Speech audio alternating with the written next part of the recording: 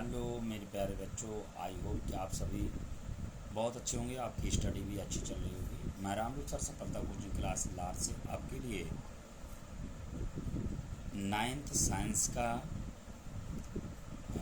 जीवन मौलिक इकाई अध्याय 5 का लेक्चर 4 लेकर आया हूँ। लेक्चर 3 में आपका ईआर का कुछ भाग शेष रह गया था। उसमें ईआर एक कार्य कोश का द्रव के विभिन्नताओं के मध्य अथवा कोशिका द्रव के विभिन्न क्षेत्रों द्वारा केंद्र के मध्य पदार्थों के परिवहन के लिए नालिका के रूप में कार्य करता है। कशेरुकी जंतुओं की यकृत कोशिकाओं में एचसीआर विष तथा दवाओं को निराविषीकरण करने में महत्वपूर्ण भूमिका निभाते हैं। प्रश्न क्रमांक 14 है, गोल्जी उपकरण किसे कहते हैं? गोल्जी उपकरण झिल्ली पट्टिका होती है जो एक दूसरे के समांतर रूप में व्यवस्थित रहती है। इन्हें कुंडिका कहते हैं। इन झिल्लियों का संपर्क ईआर झिल्लियों से होता है।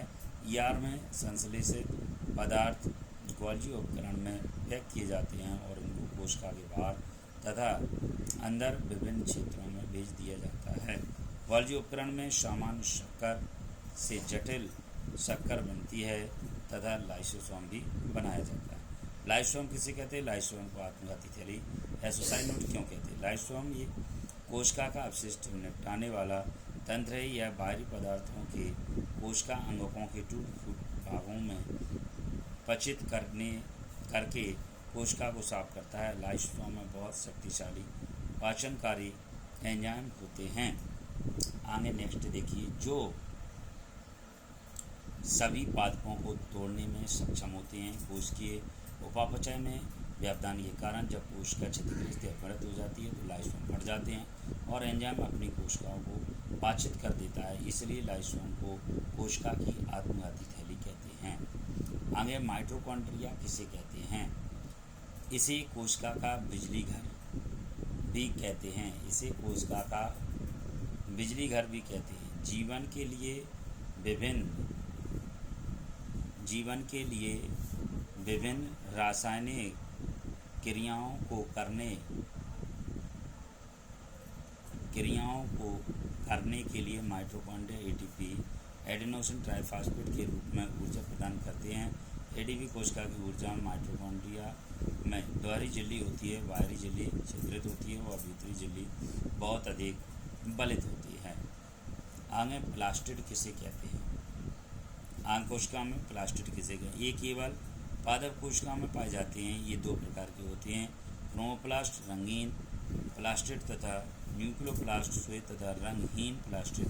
क्लोरोफिल युक्त वर्णक प्लास्टिड को क्लोरोप्लास्ट कहते हैं। क्लोरोप्लास्ट पौधों में प्रकाश संश्लेषण के लिए बहुत आवश्यक होता है। प्लास्टिड की भीतरी रचना में बहुत सी झिल्ली वाली परतें स्ट्रोमा में स्थित होती हैं। इसलिए प्लास्टिड में अपना डीएनए तथा राइबोसोम होता है। नेक्स्ट इसी में देखिए, रसदानी किसे कहते हैं?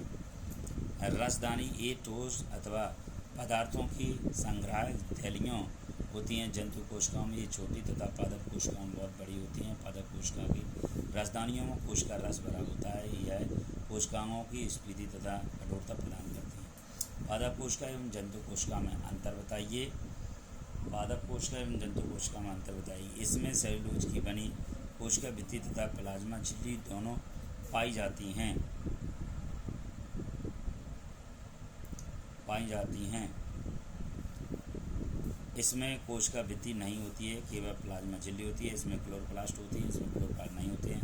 रसदानियाँ बड़ी होती हैं, रसदानियाँ छोटी अनुपस्थित होती हैं। गोल्जी उपकरण कम विकसित होते हैं, गोल्जी उपकरण पूर्ण विकसित होते हैं। आशा करता हूँ यदि आपको ये वीडियो अच्छा लगे तो लाइक सब्सक्राइब अधिक से अधिक शेयर करें और